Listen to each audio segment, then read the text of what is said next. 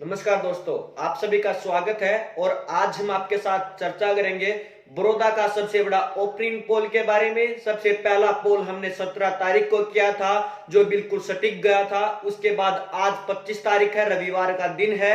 आज चुनाव को लगभग 10 दिन हो चुके हैं। उसी के साथ में आज का बड़ा ओपनिंग पोल इसलिए भी है क्योंकि जो सरगर्मियां गठनी और बदनी थी वो पूरी हो चुकी हैं। जिसको फार्म उठाना था उसने उठा लिया है और जिसने इलेक्शन लड़ना था वो लड़ रहा है। अब वातावरण रोजाना बदल रहा है क्योंकि राजनीति अपने चरम स्थान पर है। उसी के साथ में यहाँ प्रताप बढ़ गया है बड़ौदा हल्का का।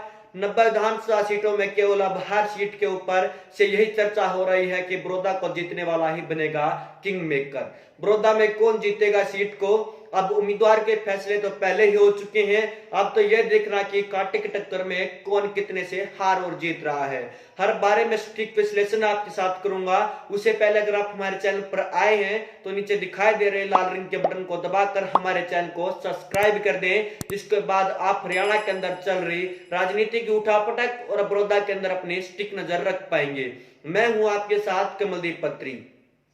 देखिए, चर्चा करते हैं आज यहाँ पर हम जजपा और बीजेपी के साझे उम्मीदवार योगेश्वर पहलवान के बारे में, और कांग्रेस परिवार के इंदुराज भालू के बारे में, इनेलो परिवार के जोगेंद्र मलिक के बारे में, और तीसरी चौथी तरफ हम आज राजकुमार सैनी लोकतंत्र सुरक्षा पार्टी की तरफ से आपके बीच इनके ऊपर विश्लेषण करेंगे। कौन कितनी वोटों पर सिमट रहा है और कौन जीत रहा है और कौन हार रहा है। यह आंकड़े आज मैं 25 तारीख के आपके साथ विश्लेषण कर रहा हूं, जो हमने 10 दिनों के अंदर हमारे सामने नजर आया उसके ऊपर विश्लेषण ये कर रहे हैं। देखिए, जो 17 तारीख को मैंने आपके साथ विश्लेषण किया था उसके अंदर बीजेपी कहीं ना कहीं 20 से 25 हजार की बड़ी हार के साथ हार रही थी। लेकिन अब माहौल बदल गया है क्योंकि राजनीति का ताप अपने अंतिम चरम पर है। उसी के साथ में यहाँ पर योगेश्वर दत्त रोजाना अपनी बढ़त बनाते हुए चल रही है। अगर बात करूं मैं खरखोदा बेल्ट की, तो वहां पर योगेश्वर दत्त हर गांव के अंदर 300-400 वोटों की लीड लेकर के चल रहे हैं। मैं बात करूं गठवाला खाद की, जिन्होंने उसके सहयोग के लिए 1 करोड़ की धनराशि के साथ में उनको प्यार और प्रेम आशीर्वाद देने का भी काम किया है। या बात करूं उनके खुद के गांव बैसवाल गांव में भी उनको बहुत ही प्यार प्रेम मिल रहा है।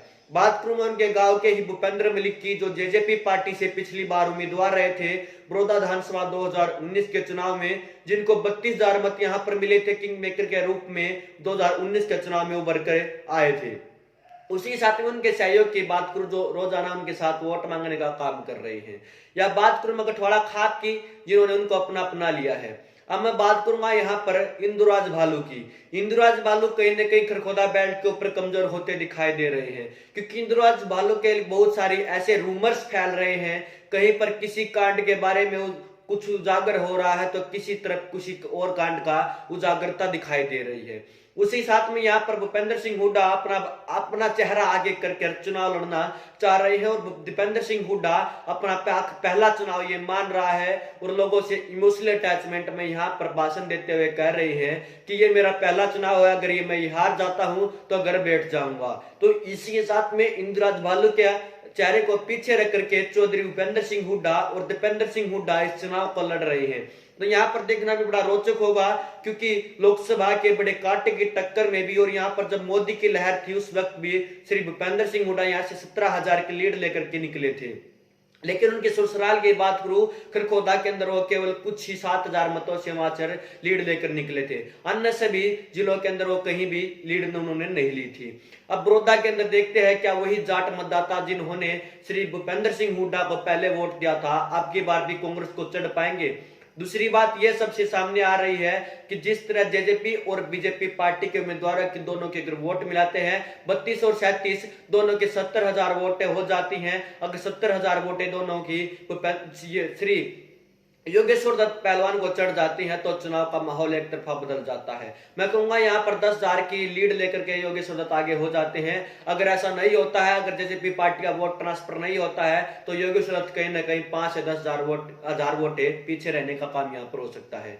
इसी साथ में अब मैं आपके साथ चर्चा करूंगा जोगेंद्र मलिक की। जो पिछली बार भी चुनाव के मैदान में थे, लेकिन 3145 वोट उन्हें मिले थे, लेकिन अब के फाइनलों ने उनके ऊपर फिर दाव खेला। पिछली बार उनके ऊपर ये दूसरा दबाव ये था क्योंकि उसी तरफ से भूपेंद्र मलिक भी खाप से थे और जोगेंद्र मलिक भी उसी खाप से थे। तो पिछली बार जोगेंद्र मलिक की बजाय यहाँ पर भूपेंद्र मलिक को वोट बैंक जाने की हमारे विशेषज्ञों द्वारा चर्चा की गई है। अब की बार देखते हैं क्या मलिक खाप जोगेंद्र मलिक को सहयोग करेगी या जिनको 1 करोड़ रुपए इकट्ठा करके आशीर्वाद दिया है योगी पहलवान को सपोर्ट करेगी, देखना यह होगा। लेकिन हमारे विशेषज्ञों द्वारा जो लगाया गया अनुमान है वो केवल ये है कि वो केवल 5000 वोटों तक सिमट कर रह जाएंगे। हम चौथी बात करते हैं राजकुमार सैनी की, जो गुहाना के अंदर जो चुनाव हुआ उसको बदलने का काम जिन्होंने किया था। यहाँ पर 32,000 मत उन्होंने लिए थे और बड़ा चुनाव यहाँ पर रोचक कर दिया था। कहीं ना कहीं जो यहाँ पर सभी उम्मीदवारों के पसीने छुटाने का काम राजकुमार सैनी ने कर दिया था। लेकिन तासीर अलग लगा दोनों हलकों की।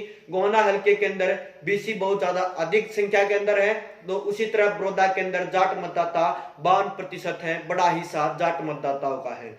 उसी साथ में अगर मैं बात करूं बीसी के वोट बैंक की भी, राजकुमार सैनी को वहां नहीं चढ़ेगा क्योंकि उसी तरफ भारतीय जनता पार्टी का भी वोट बैंक बीसी सेल को ही माना जाता है, पिछड़े को ही भारतीय जनता पार्टी का वोट माना जाता है। मैं अगर बात करूं वहां पर केवल 15% बीसी हैं, उसी के साथ में अगर 35,000 कुछ मत वहां पर बनते हैं तो उसमें से केवल 5 से 7,000 मत ही राजकुमार सैनी लोकतंत्र सुरक्षा पार्टी के सुप्रीमो को जाने का काम होगा। बाकी सभी मत योगी पहलवान को चढ़ने का काम यहाँ पर हो सकता है। अनुमान मैं आपको बता देता हूँ किसको कितनी वोट यहाँ पर मिल रहे हैं। आज के दिन मैं बात कर रहा हूं, सबसे पहले इंदुराज भालू के कांग्रेस के उम्मीदवार है, सबसे मजबूत उम्मीदवार माने जा रहे हैं। यह है अब हाल 65,000 मतों के ऊपर। दूसरी मैं बात कर रहा हूं यहाँ पर अभी योगेश पहलवान की, जो बीजेपी प्लस जैसे भी गठबंधन के उम्मीदवार हैं, इनको अब हाल मिल रहे हैं 55,000 मत। दूसरी तरफ मैं बात कर रहा हूं ये राजकुमार सैनी की, जिनको हमने अनुमान लगाया है कि 5 से 8,000 के बीच में ही सिमट जाएंगे। और चौथा अनुमान हमने लगाया है आनंदी परिवार का, जो केवल 5,000 मतों से नीचे ही रहने का काम हो सकता है अगर मलिक खातून का सहयोग नहीं करती है। तो ये थे आंकड़े आपके सामने। यहाँ पर आज के दिन 10,000 की लीड इंदुराज भालू के पास है, लेकिन अभी चुनाव का माहौल बदलना बहुत ही रोचक होगा क्योंकि 3 दिन पहले ही चुनाव बदल जाता है। चुनाव तो माहौल ही चुनाव बदलता है और माहौल ही राजनीति कहलाता है। अभी तो इंतजार की घड़ियां बाकी है, हम आपको समय के अनुसार बताते रहेंगे कि उसका क्या माहौल चल रहा है। आप भी अपने विचार हमें जरूर बताइएगा। अगर आप हमारे आंकड़ों संतुष्ट हैं तो हमारे वीडियो को लाइक, हमारे चैनल को सब्सक्राइब जरूर करके जाइएगा। मैं हूं आपके साथ कमलदीप अत्री।